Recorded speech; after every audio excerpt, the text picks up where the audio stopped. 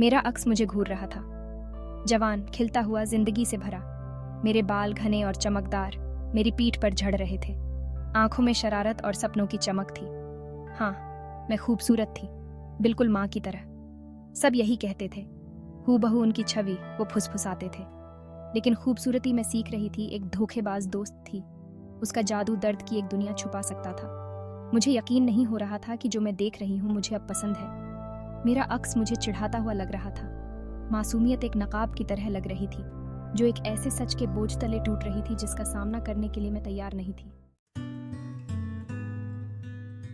माँ, नजाकत और शान की मूरत। उनकी साड़ियाँ हमेशा पूरी तरह से लिपटी हुई बीते युगों की कहानियां कहती थीं। वो एक ऐसी अदा के साथ चलती थीं जो उनके आसपास की अराजकता को मात देती थी। उनकी हंसी झंकार की तरह सबसे सुस्त दिन को भी रोशन कर सकती थी। वो हमारे घर की जान थीं, मेरे तूफान में लंगर, या मैंने ऐसा सोचा था।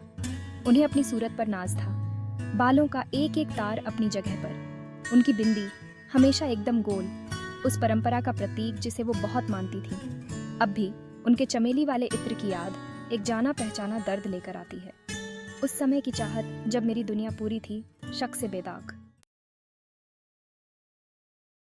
वेदांत अंकल, वो हमारी जिंदगी का हिस्सा थे, हमेशा मौजूद, हमेशा मुस्कुराते हुए।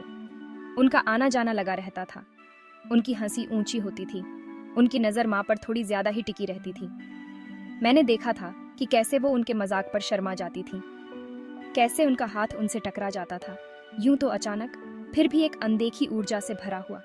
मेरे दोस्त चिढ़ाते थे, उनकी फुसफुसाहट मेरे कानों में गूंजती थी। तुम्हारी माँ और वेदांत अंकल बहुत क्लोज लगते हैं ना? उस समय मैं इसे टाल देती थी, उनका बचाव करती थी।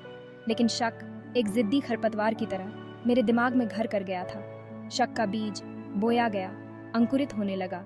उसकी जड़ें मेरे दिल के चारों ओर लिपट गईं। माहौल अनकहे शब्दों से भारी था। हम वेदांत अंकल की पत्नी माधुरी आंटी से मिलने गए थे। उनकी आंखें लाल और एक ऐसे गम से भरी हुई जिसे मैं समझ नहीं पा रही थी। माँ की हरकत पर नजर रखे हुए थी। हवा में तनाव था, खामोशी सिर्फ बनावटी हंसी और खोखली बातों से ही टूट रही थी। उस रात नींद मुझे नहीं आई। मेरी पलकों के पीछे तस्वीरें चमक रही थीं। माँ की मजबूर मुस्कान, वेदांत अंकल की टिकी हुई निगाहें, माधुरी आंटी की आंसुओं से भरी आंखें। मेरे पेट में डर का एक गांठ कस गया। मैं इस एहसास को झटक नहीं पा रही थी कि कुछ बहुत ही भयानक रूप से गलत था। रात के सन्नाटे को चीरती हुई फोन की घंटी बजी। माँ ने फोन उठाया। उनकी आवाज धीमी थी, उनका चेहरा पीला पड़ गया था। वो जल्दी जल्दी फुसफुसा रही थी, उनका हाथ कांप रहा था जैसे ही उन्होंने रिसीवर पकड़ा था। मैं परछाई से देख रही थी, मेरा दिल मेरी छाती में जोर जोर से धड़क रहा था। वो इस समय किससे बात कर रही थी? इतनी गोपनीयता क्यों? उस हफ्ते के बाद मुझे उनकी अलमारी के पीछे रखे एक डिब्बे का पता चला। अंदर फीके रिबन से बंधे हुए पत्र ऐसे शब्दों से भरे हुए थे जिन्होंने मेरे खून को ठंडा कर दिया। मेरे प्यार एक शुरू हुआ। दूसरे ने चोरी के पलों के बारे में बताया, एक ऐसे प्यार के बारे में जो अपना नाम बताने की हिम्मत नहीं करता था। नीचे दिए गए हस्ताक्षर ने मेरे सबसे बुरे डर की पुष्टि की। वेदांत।